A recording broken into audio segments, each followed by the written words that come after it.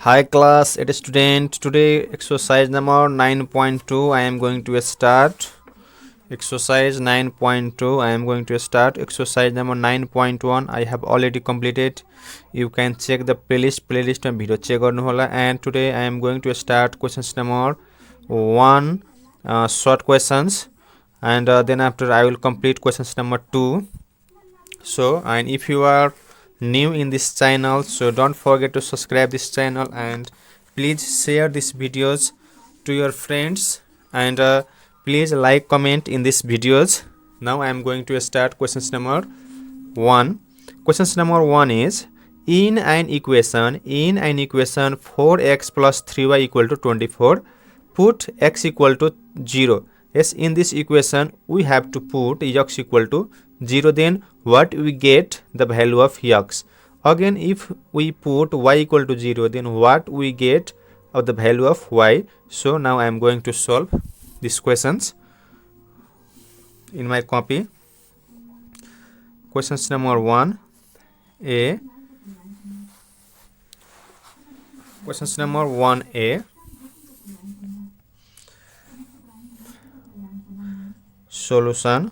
Questions number 1a. Solution. Solution. Given equation equal to equations. What is given?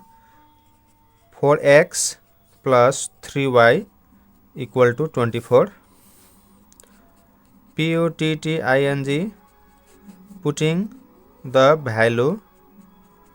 Putting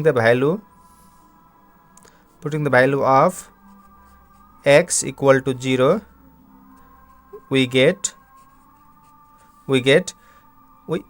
if we put x equal to 0 in these equations, putting the value of x equal to 0, we get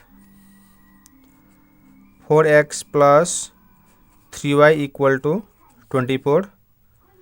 Or what is the value of x? X value is equal to 0, then this x value put here, 4 into 0 plus 3y equal to 24, or 4 zeros are what? 0, so only 3y equal to 24. Or now y equal to 24 divided by 3, so therefore y equal to what? 8. Yes, if we put x equal to 0, then value of y equal to what? 8. So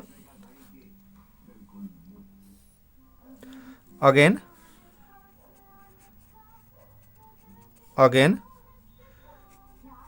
putting the value of y equal to 0, we get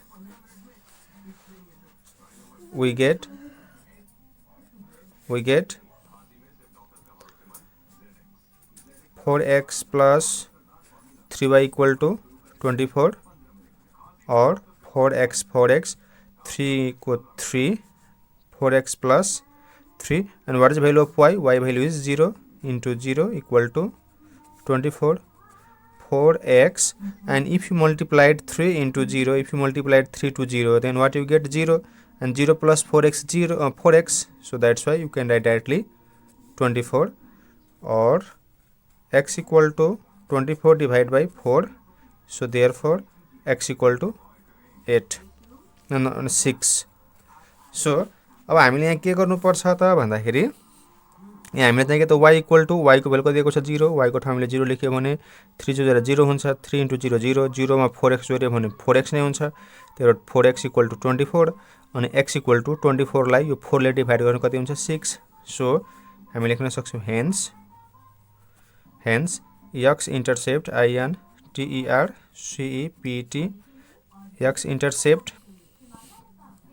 x intercept equal to what? 6. Y intercept y intercept equal to what?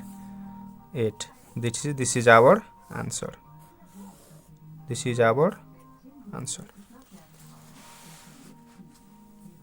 Number B. Now questions number B, questions number 1 has completed. Now questions number B, I am going to start. Questions number B, solution. Questions number B solution. Find the intercept of given line. यो लाइनको चाहिँ यो लाइनमा चाहिँ के त हामीले intercept निकाल्नु पर्ने हुन्छ। y इन्टरसेप्ट कति हुन्छ, x इन्टरसेप्ट कति हुन्छ र हाम्रो लाइन कति दिएको छ त 6x + 5 = 30 यो लाइन दिएको छ। यो लाइनबाट हामीले x इन्टरसेप्ट y इन्टरसेप्ट कति हुन्छ त्यो पत्ता लगाउनलाई भनिएको छ। सो here अथवा given line equal to 6x + 5y = 30 और अब हामीले के गरौँ सोल्युसन गरौँ।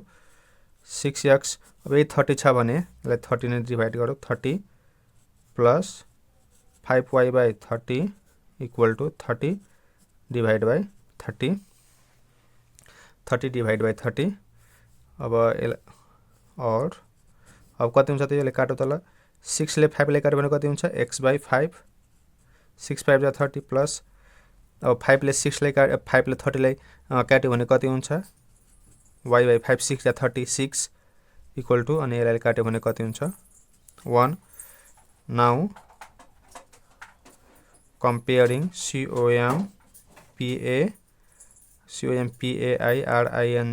COMPAIRING comparing to it x/a plus y/b equal to 1 we get अब हेर्नुस् ल हामीले यो x/a सँग हाम्रो x को x भयो त a को भ्यालु कति हुन्छ x को भ्यालु कति भयो त 5 हो।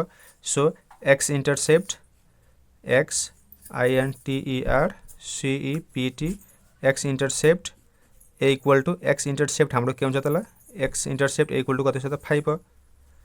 त्यस्तै हाम्रो y intercept INTERCEPT y intercept b equal to कति छ त 6 हो। y को y कम्पेयर गर्यो भने y को y छ भने b को ठाउँमा कति छ त 6 हो। सो 6 यनी के भयो त हाम्रो आन्सर भयो। यनी हाम्रो के भयो त y इन्टरसेप्ट 6 अनि x intercept a 5 answer. Similarly questions number C, questions number C.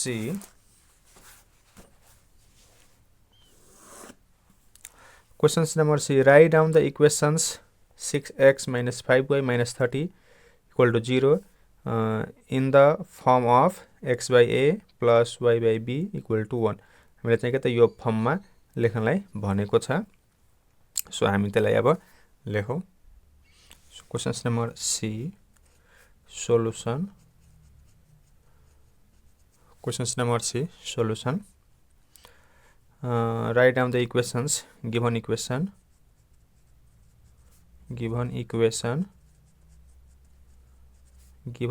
equal to what? 6x minus 5y minus 30 is equal to 0। यसलाई हामीले मिलाएर लेख्दियौ। यो 6x minus 5y equal to minus 30 equal to 0 छ भने minus 30 लाई हामीले उता फाल्दियो भने भइहाल्छ हाम्रो 6x minus 5y minus 30 उता गयो भने के हुन्छ plus 30। अब यसलाई हामीले के गरौँ त 6x by 30 minus 5y by 30 equal to 30 divide by 30। हामीले भनेको छ x/a plus y/b equal to 1 like त यो फर्ममा लेख्नलाई भनेको छ। त्यही भएर हामी यो फर्ममा लेखौँ। और अब यो कट्छ त कति हुन्छ 6 ले 30 लाई डिभाइड गर्छ त कति हुन्छ x/5 6 ले 30 लाई डिभाइड गर्छ भने x/5 minus 5 ले 30 लाई डिभाइड गर्छ त कति हुन्छ y/6 इक्वल टु l ले डिभाइड गर्छ त कति हुन्छ 1। हाम्रो l हैन 5 ले 30 लाई डिभाइड गर्छ त कति हुन्छ 6 6 ले 30 लाई डिभाइड गर्छ 5 हाम्रो यो फर्ममा भइसक्यो। यो फर्ममा हाम्रो भयो। सो अब हामीले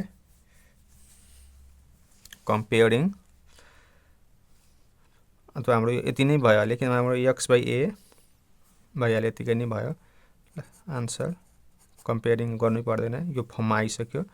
यो x को x भयो a को भ्यालु कति छ त 5 छ y को y भयो अनि b को भ्यालु कति छ त 6 हो। यसले आन्सर। सो क्लास 8 स्टुडेन्ट्स हाम्रो क्वेशन्स नम्बर 1 कम्प्लिट भएको छ। questions number 2 I will provide you next videos. So if you are watching these videos, don't forget to subscribe this channel and please share these videos to your friends. Thank you.